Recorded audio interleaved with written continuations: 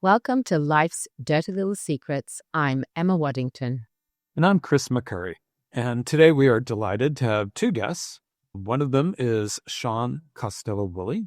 Shawn Costello Woolley is an acceptance and commitment therapy peer-reviewed trainer and staff psychologist on the PTSD clinic team at the VA hospital in the Maryland healthcare system.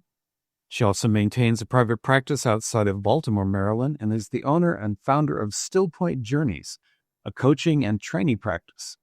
Through Still Point, Dr. Costello Woolley takes clients and trainees out of the office and into life by using extended hiking trips and other adventures to experience the change processes of acceptance and commitment therapy, or ACT, in real time.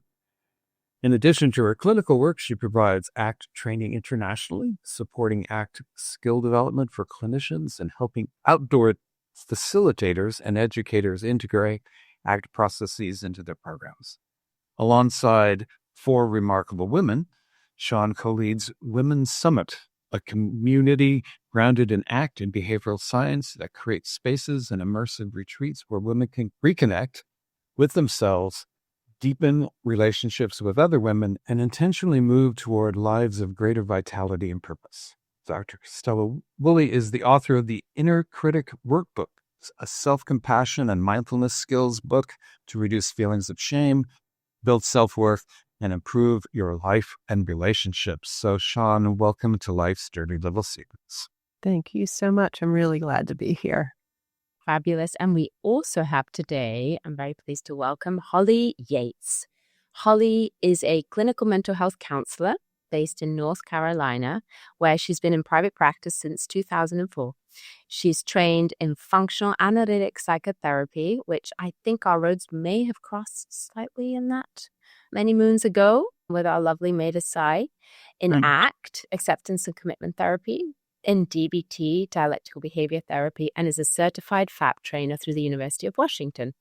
She's also a founding facilitator of the online ACT peer intervention group called through ACBS, and was a plenary speaker at the ACBS Brazil conference. Her work brings a deeply relational lens to how we understand shame and self-criticism, looking not just at what happens inside us, but at what these voices are doing in our closest relationships. Together with Shawn, she's the co-author of the Inner Critic Workbook, which is what brings us all here today. Holly, it's so good to have you here with us. Thank you so much. It's great to be here. It's exciting.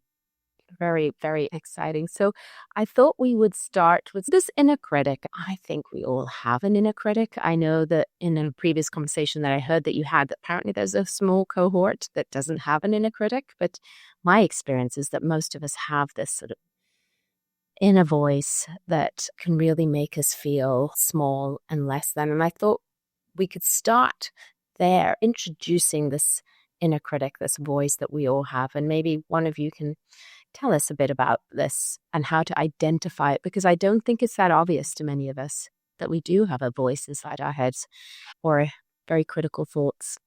So I love, Emma, that you said that we don't know that it's there, because it just is there all the time, like radio in the background that we don't really pay attention to. And it's not helpful. It's hurtful. It's the harsh thing that we integrated from relationship with others and from shame that lives inside of us and prevents us from moving gracefully in the direction of what we want our life to look like. It stops us. The things we say to ourselves, we would never say to anybody else. So Shawn and I were kind of talking about how that showed up in our life, right? Because we're all therapists, it doesn't mean that these things don't show up for us. Quite obviously, right? They do. And how do we look at that and extend kindness to that and take the power out of that harsh voice while still holding ourselves accountable for behavior that could be ineffective and unworkable? So it's not that, oh, I'm going to give myself a pass and everything I do is just peachy. It's if I do something that is hurtful or ineffective, how do I move through that in a way that opens me up and not closes me down? Somebody once said to me, it was like they're backing singers. I thought that's quite funny. Yeah, it was a good metaphor. It really is a backing singer. And for me, it is a pretty permanent fixture, just having an opinion on a lot of the things that I do. And unless I'm really aware, I can start to feel really bad about myself or about whatever I'm doing to catch myself. When you said backup singers, I'm like, that Linda Ronstadt song, "You're No Good, You're No Good, No Good." That was yes. just what I was picturing in my head. Yes. Linda Yes. Ronstadt. Wow, Holly. This is not for the young audience. I saw Linda Ronstadt in concert. I love that metaphor. To me, at least my inner critic is like my backup singers that have kind of gone rogue. Like when we're all in harmony and it all works together, that's great. But with someone trying to take over the show or go in a different direction, that's kind of the sort of clashing sounds I hear in my head when that critic really starts going.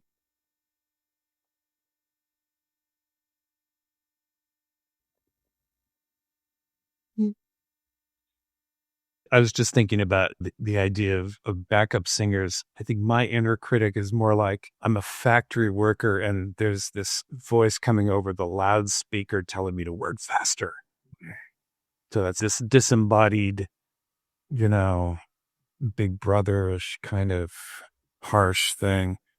And it's sort of like, I don't know whether it's Stockholm syndrome or whatever, but over the years, I've come to rely on it or think that I can't do without it, that if it weren't for this inner critic voice, God only knows what I'd be capable of doing antisocially or something like that.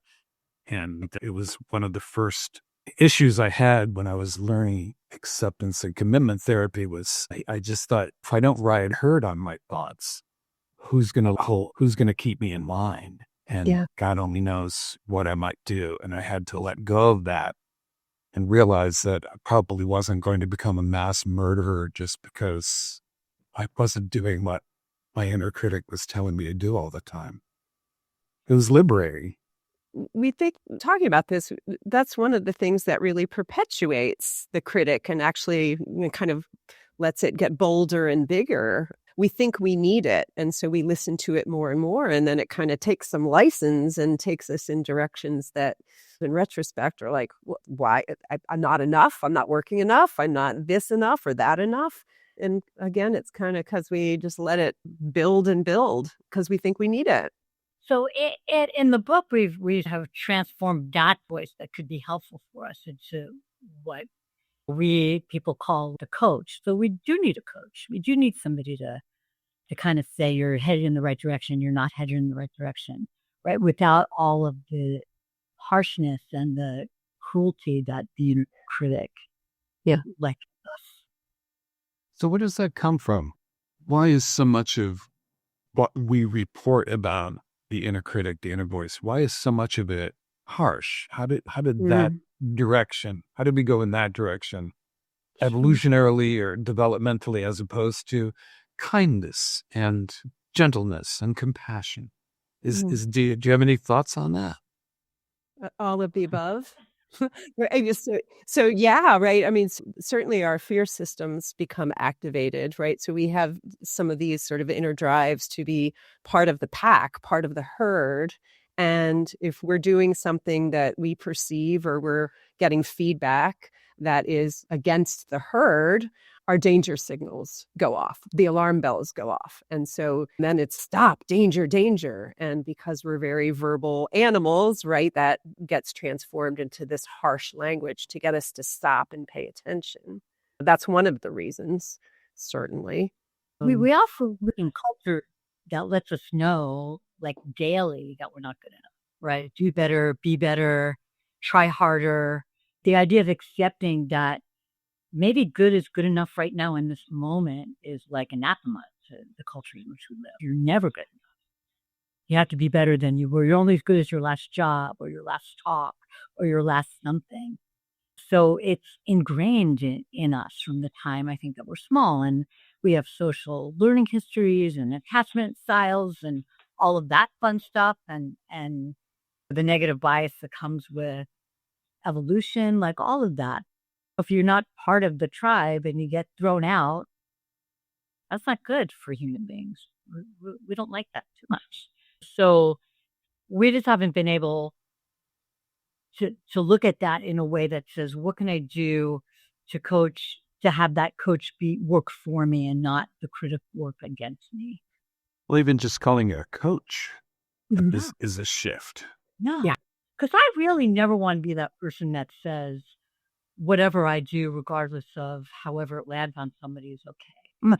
I'm a relationship therapist. That is not helpful. So it's interesting that our sort of inner critic has come on a journey, an evolutionary journey with us, as in it's old. It's an old part of the way that we speak to ourselves that is primarily developed in order to keep us safe. Because, like you said, Holly, you don't want to be excluded from the group because we are sort of herd animals. We need to be in our group in order to be safe. I think Chris quotes this, that lone monkey is a dead monkey. I think that's Kelly Wilson. So this idea that we don't want to be ostracized, and actually so many people who seek therapy is because of their social anxiety, for example. It's very common, this fear of being excluded. So our inner critic is protect us, to help us not do the wrong thing. And it sounds like it's come from a place where perhaps it was quite dangerous to do the wrong thing, but we've moved on. We've evolved, perhaps not evolved, but we're now living in times where it's not so dangerous. Is that what you're saying, in a way, that our critic once upon a time had a place and today doesn't have such an important part? Yeah, exactly. Yeah. So we could find a way to be compassionate to that part of us that is in the prehistoric days and hasn't updated its software. It's still thinking that we're running around being chased by mammoths. I don't know if we ever lived with mammoths. Probably not, actually. We didn't. That was a long, long time ago. But anyway, chased by something horrible. So we can be compassionate to that part of us that still lives and that is sort of really thinks that terrible things will happen. Is that useful? I don't know how. We're really never going to get rid of it. So how do we treat it in a way that is kind and compassionate? I think, well, I'm a parent. I'm not sure who's a parent. I know Shawn's a parent. When your kids are going to do something, they're going to go out with a group that may not like them. They may get bullied, and we're like, well, don't do that. Don't go with them. I don't want you to go with them. They're not good for you, right?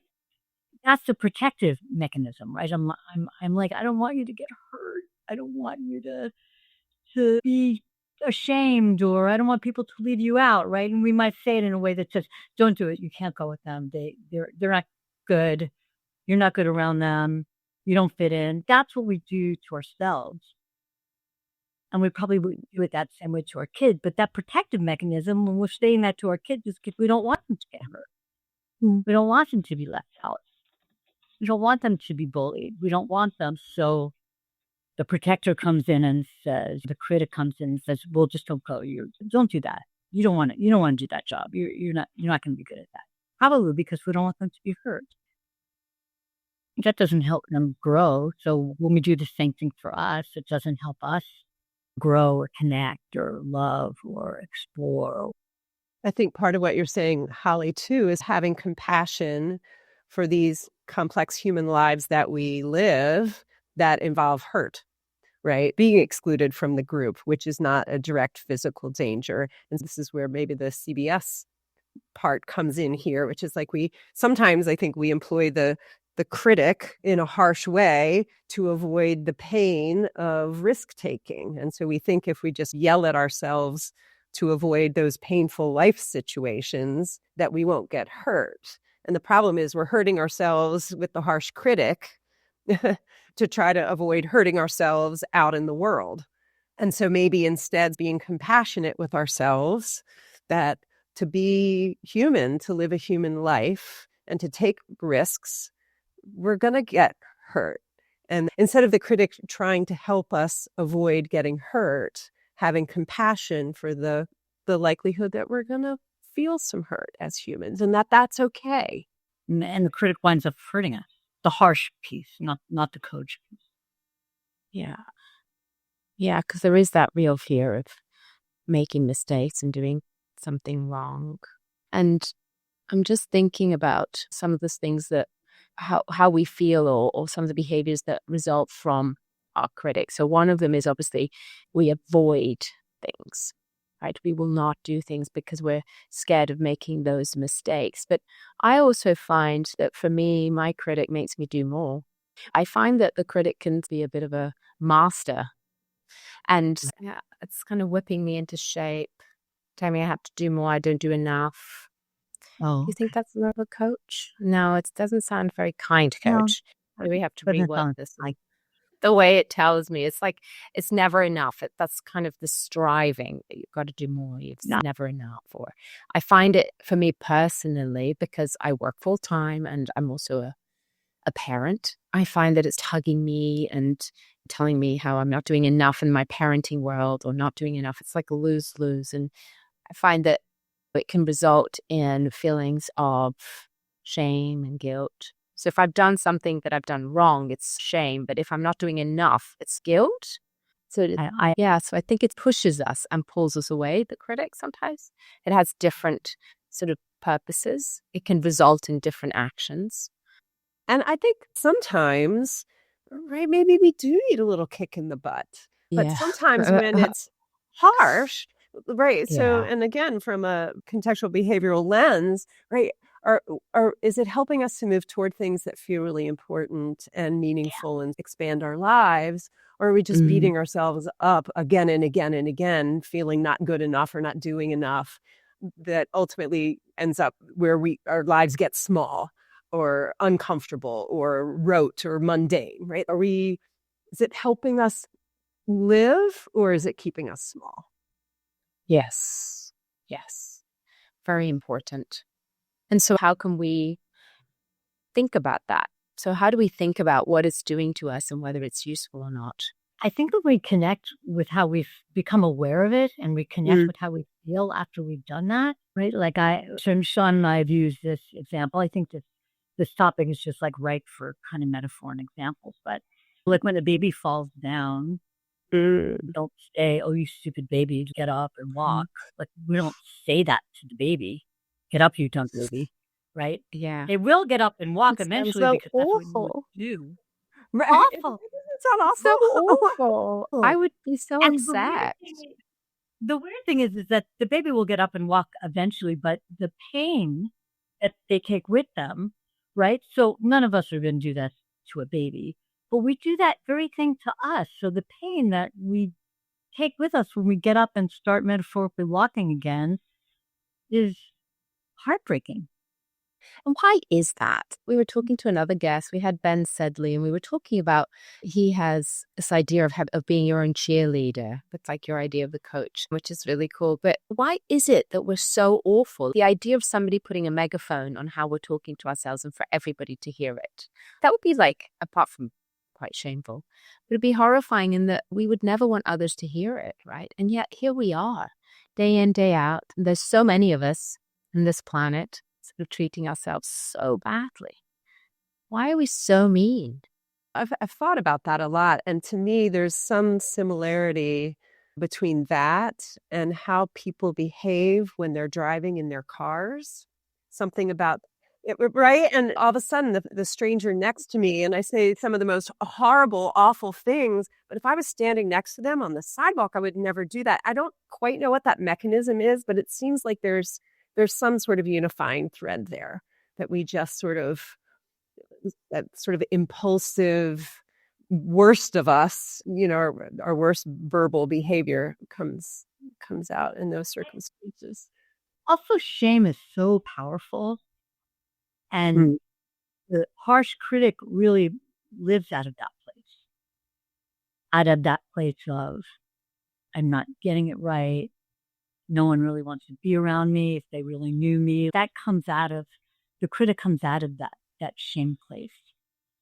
And we don't talk about shame, which is why it's so dangerous and hurtful and insidious, right? We keep it like a secret. And even in the therapy room, I think often, unless we hone in on it and invite those conversations, shame thrives in the darkness, right? And even therapy clients, they might talk about their anxiety or their relationship problems, but it's a different thing to talk about shame because it's a Jason Luoma quote, like shame is shame. shameful, right? We keep it small and close. And Holly, I think you're absolutely right. It just kind of grows and grows, and we just keep the lid on it. And then I think it starts to feed itself. And it disconnects us from other people. So that critic is like, why can't you? Why can't you be like everybody else? Why can't you? You're not. You started your career too late. You didn't have kids. You had too many kids. You never got married. You should be. There were so many shoulds that accompanied that. And once we become aware of that, we have found, certainly through our research of other people's brilliant research, we have found that once we're aware of it, we can spot it, look at it and go, I don't actually want to do that to myself today. I don't actually want to be that person that is so cruel to myself today. How can I do this another way? I still want to get to the goal. I still want to do the thing, write the book, do the workshop, be on the podcast. But can I do it in a way that is kind of kind and compassionate? You quoted Jason Romer, and I suddenly remembered many moons ago, he did some work looking at the difference between self-hatred and self-criticism. Yeah. And I was struck by that because I didn't realize there was a difference. But he found that there is a group of individuals whose inner critic is so loud, it's like disgust. It's not shame, it's disgust towards themselves. And then there's a group who have this sort of inner critic where it's more shame. And those who have that disgust, it's much harder for them to feel any compassion towards themselves. Do you have any thoughts on that? That difference? Is that something that you've seen or worth exploring? Because I've seen it in the clinic room, where some people are just not ready to feel compassion and to see it more as a coach because they have this really strong self-hatred. Like it's so strong. Many, many years ago, I was at a little conference in San Francisco. We're talking like late 80s. And Steve Hayes was on a panel with Marsha Linehan and a few other people. And Marsha got up and she talked about this client who really hated herself and was really awful. And then Steve got up and he said, "What's wrong with hating yourself?" And everybody in the audience kind of went, "Ugh." And he said, "Come on, people. I'm having the thought I hate myself. It's a thought. And as long as I don't do anything, let it get in the way, I'm good. Have all the I hate myself thoughts you need to. Just don't act on those. Don't let them have a function." And one of the things that I really appreciate about ACT is that it doesn't divide up, doesn't create this hierarchy of feelings and thoughts. But we do that with shame. Oh, shame. It's, oh. As long as I don't let it control me, control my decision making, I'm good. So I think sometimes we get into the weeds when we start talking about the difference between self-critic, self-hatred, and shame versus guilt versus this versus that. It's verbal behavior. What am I going to do with the verbal behavior? And as Holly pointed out, we're never going to get rid of this stuff. Yeah. So how do we make room for it and not let it be unduly influential? And I think That's my soapbox. But I think that's our work, and that's why the book was written, because it really becomes part of who we are, and we want to help our clients and ourselves have that not define who we are. Have it be a thought, have it be a feeling, right? Have that's the work that we're doing along the way. And a lot of what Shawn and I did was a lot of perspective taking. Shawn, what is the worst thing about you? You tell me what the worst thing about you is. And neither of us had a shortage of those worst things. And they were hurt. They were painful. And part of the book is, would you say that to somebody else? And most of us, no, never. Would never say that. So how can you treat you like you would treat me? Sort of part of that work that we were looking at. And I just had this with my sister the other day, and I know that this is just, I guess, like in my DNA or something. And I know, Chris, you might take exception to this, but no, I have a hard time letting things go. It's hard for me. I do the work, but it's not, things don't just automatically roll off my back. I take things, meaningful things, to heart. Like they matter to me. And it takes work for me to just kind of say, okay, just calm your response system down, all the things that I would tell my clients. And my sister said to me, why don't you just let it go, Holly? It's like, I wish I could just let it go. I've been doing this a really long time. I am working on the little pill. That's where I'd like to go to. So I think that has to be honored in people, that where are you in the process of making room for it? It's harder for some people than it is for other people. And what we want to do is be able to help ourselves and our clients and our beloved friends and our amazing hosts make room for all of that. Does that make sense? Oh, yeah, absolutely. And I think helping people make sense of that from whether it's their upbringing or certainly from their values, you torture yourself because you care. So how do we have compassionate kindness for that part and not the part of the torturing? Right. So maybe let's talk a bit about values, how to know what truly matters, because we touched on it quite a lot, obviously, in the podcast, but this idea that our critic is there because there's something about what we're doing that feels really important and we don't want to get it wrong. We don't want to mess it up. We don't want to upset someone. How do we figure that part out? How would you describe values? How do you get people to understand what they are? Oh, I love talking about this part, especially to me, my perspective on values. And I teach my clients this a little bit. And so we have this game in session where we can only use LY words, right? So qualities of action in any given moment, right? So not goals, because goals bring disappointment at some point, but qualities of action that you can engage in any moment that sort of lead you towards fulfillment or something meaningful, a way of being in the world that feels satisfying to yourself, that you're kind of freely choosing to act in a certain way that brings meaning to your life. And that sounds really noble and kind of like a textbook definition. It's a lot harder in practicality to kind of lead people to figuring out what that is. But that's a place to start differentiating from goals. It's kind of like, where does this hurt, right? How does this hurt and what is that attached to, right? I am lonely. What is that attached to? I want relationships in my life. You just identified something that's really important to you. Right? The other side of that coin, essentially. Yes. Yeah. Like I feel like a failure. I'm just like, what's attached to that? I want to be good at what I do. I want people to respect me. Right? So it's that kind of tackling that. And I usually ask clients, like I'll ask myself or my kids or my beloved friends, like, where is the hurt and like how does it hurt?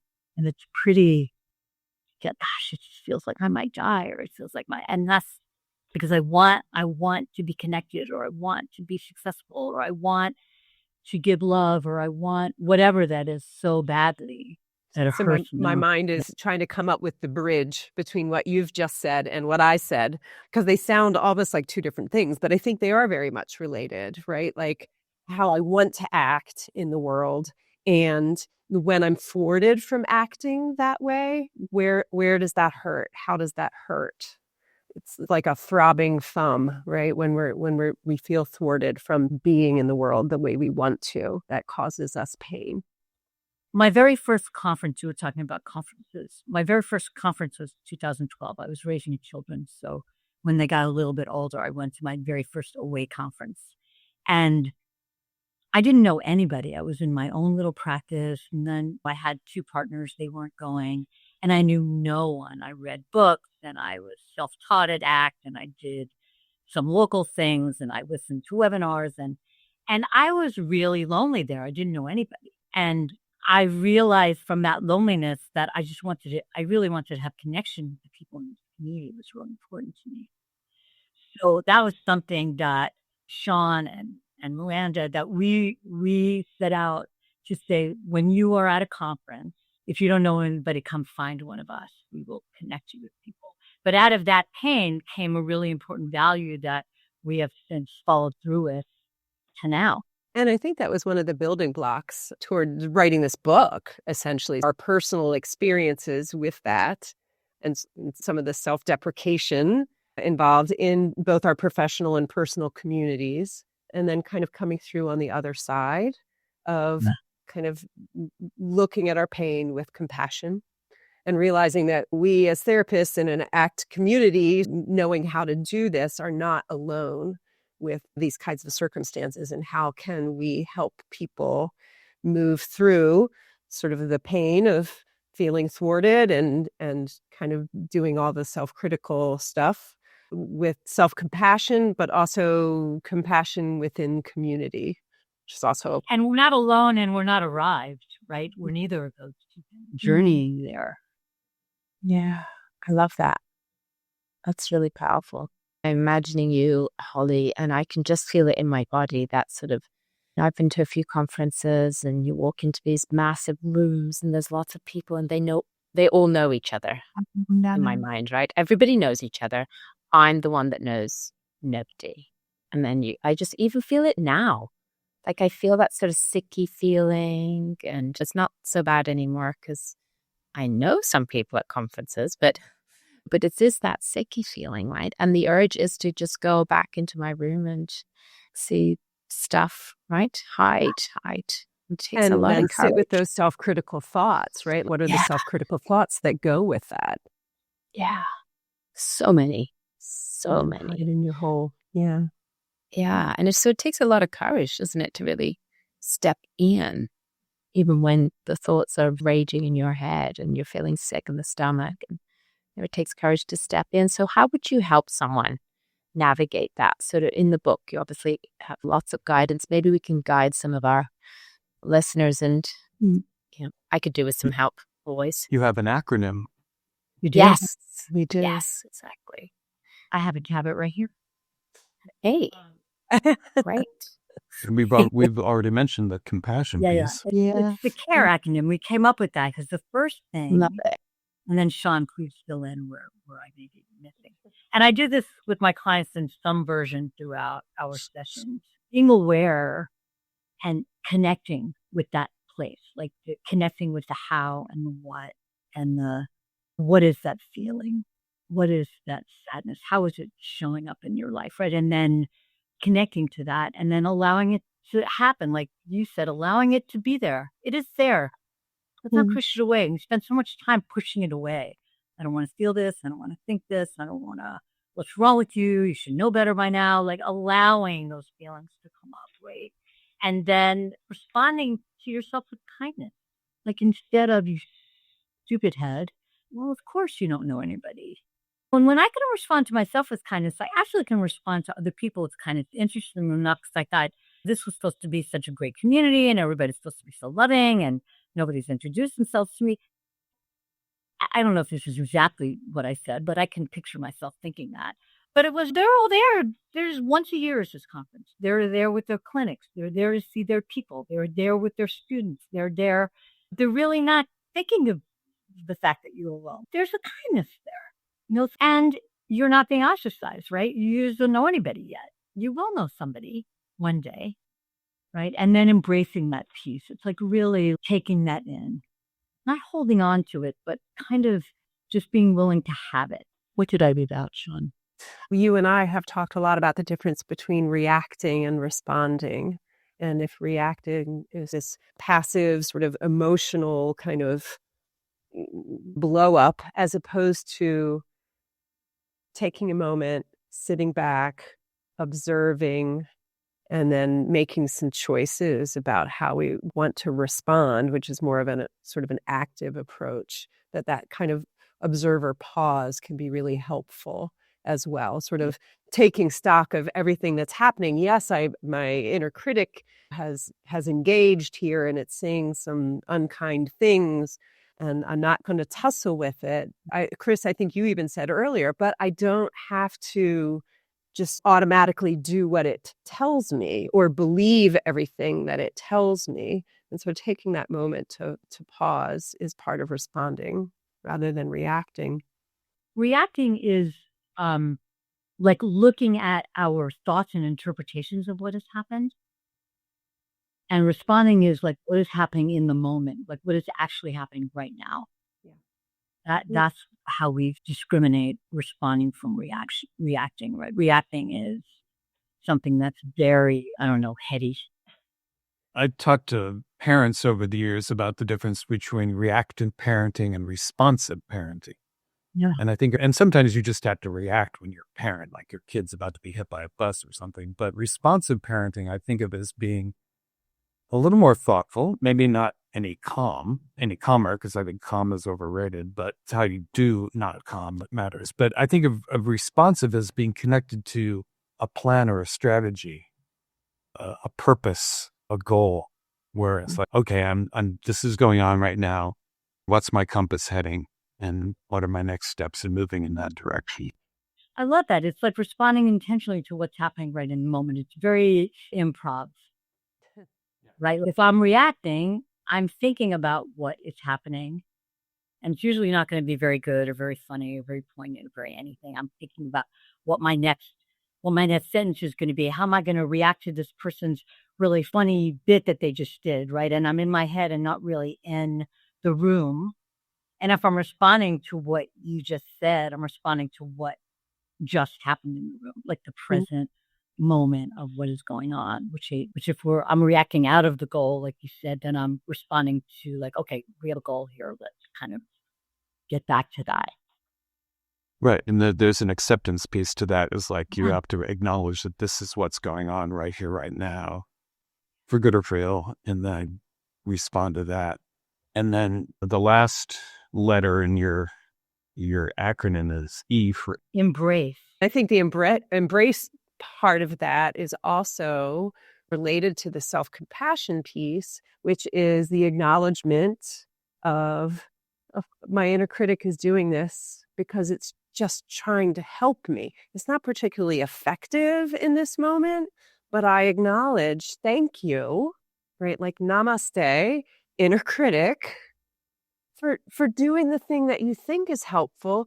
I'm going to take it from here, but I really appreciate your efforts, right? And instead of fighting with it or trying to outshout it, instead showing it a little kindness, right? I get it. Thank you. I think this might serve us better. And thank you for wanting to keep me safe. Because it's here. So it's sitting here with me, right? After I've connected and allowed and responded, it's sitting here with me. So I can either fight against it or listen to it and respond differently, effectively. All the E words, Holly. We could probably come up with 3 more E words. Embrace, effective. Yeah, I like it. I like it. Yes, no, very important. We also are, I think this is important for both Shawn and myself. The difference between being nice and being kind. And I am not a fan of being nice. I think that has gotten us into a boatload of trouble. Yeah. Kindness, though, is factored into that equation as well. When there's kindness, we don't have to leave me out of that. Yes. That's kind of part of the work. Yes. Is there a role, or do we need to make some room here for grief? Yeah, absolutely. Absolutely. And in the acronym, I think connecting and allowing, I think all of that, if grief comes up, I think grief is really an important component. Because I can't do it all. Emma was talking about being a parent, running a clinic. Doing a podcast. Though I try. She does all the work in that. I just show up. Not really. But I'm not going to be perfect. I'm not going to reach all my goals. And I have to make room for that and make peace with that. It's beautifully pointed out, Chris. I think grief is a really important part of it.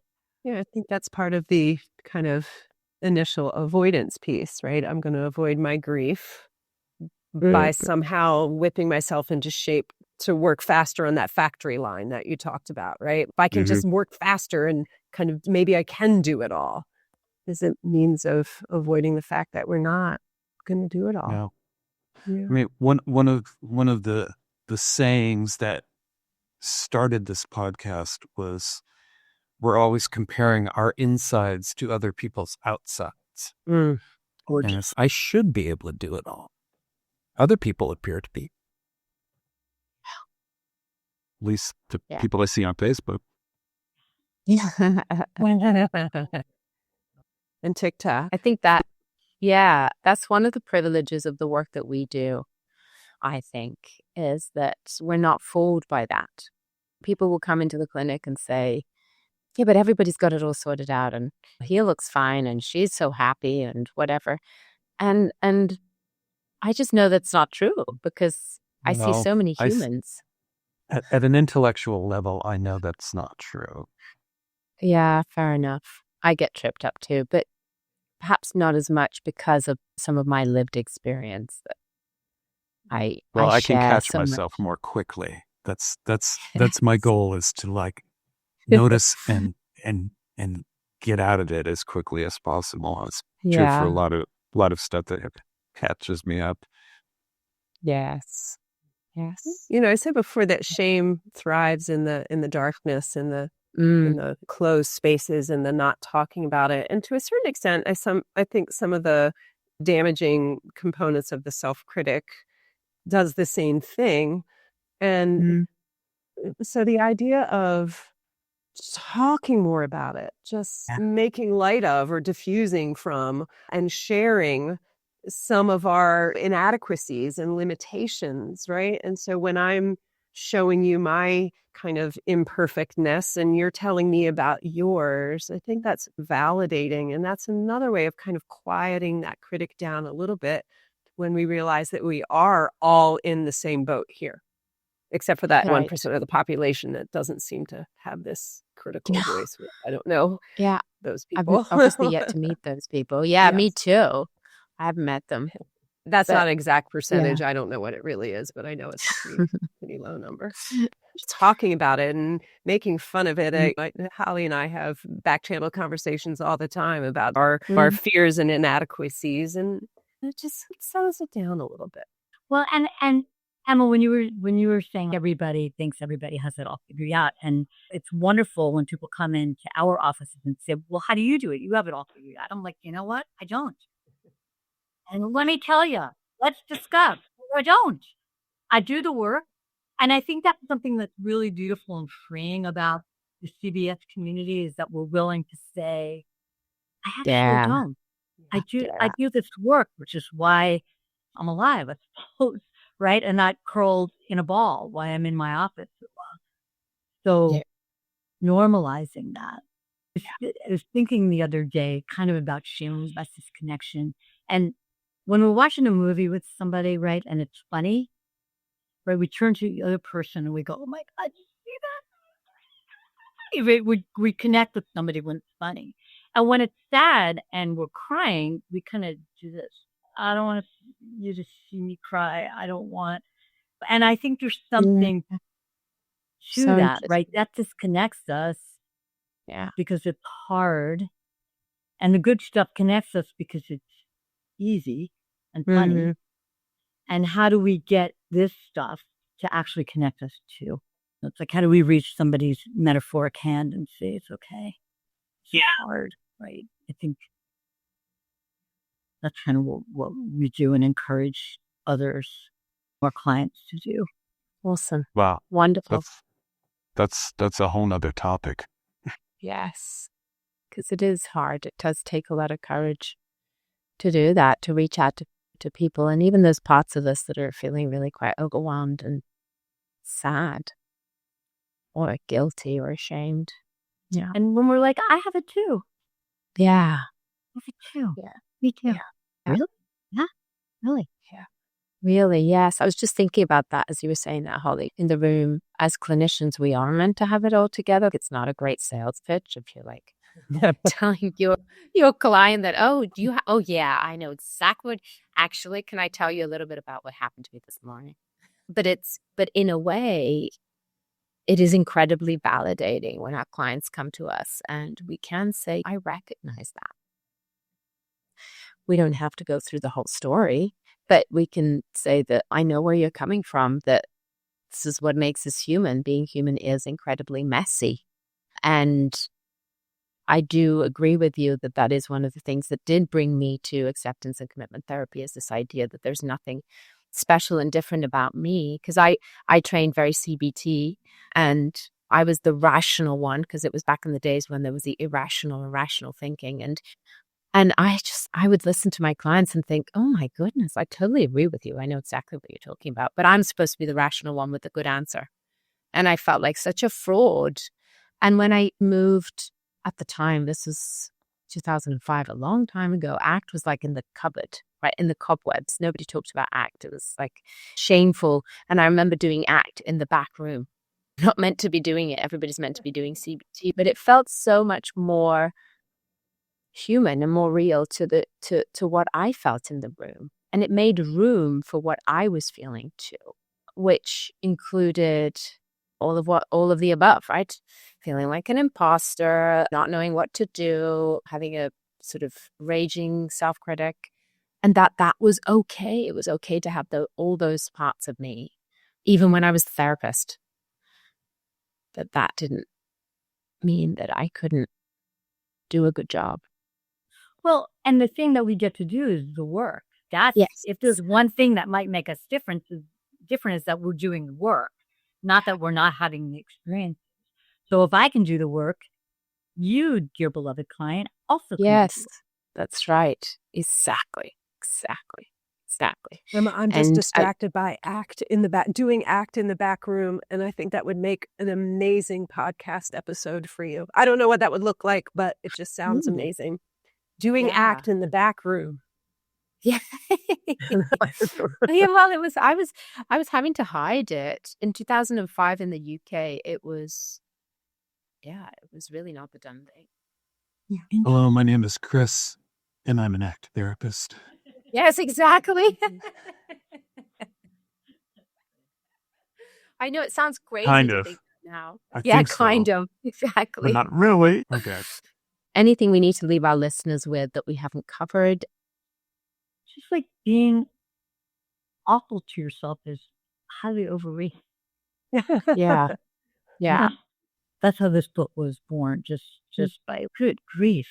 The clients are saying this. I'm saying this. My beloved, brilliant colleagues who I adore more than anything are saying this. I don't want my children to be saying this. So that's how this was born. And not every time, I wish every time, but most of the time that I catch myself with those really harsh, unkind thoughts. And I don't mean the coaching thoughts that say, get up and do a little bit more work. Yeah. That would be good for you today, Holly. Don't just sit there. Get up and do some more work. You got things to prepare. That's the coach. That will make me get up. Yeah. The horrible voice that says you never do enough. And if I was Shawn or Emma or Chris, I bet I would have had it all done by now. That wouldn't help me very much. Yeah. Chris is shaking his head. He's not convinced. He would have had it all done. Yeah. Yes, thank you for that. That's kind of the dirty little secret, isn't it? That inner critic that's so harsh is really not that useful. That we can choose other ways to speak to ourselves, but it won't mean that we'll waste our lives away. Thank you. Right. Thank you so much. Thank you so This has much. been super fun. Yeah, super fun. Yes. Thank you both. Thank you for the work that you do. Thank you.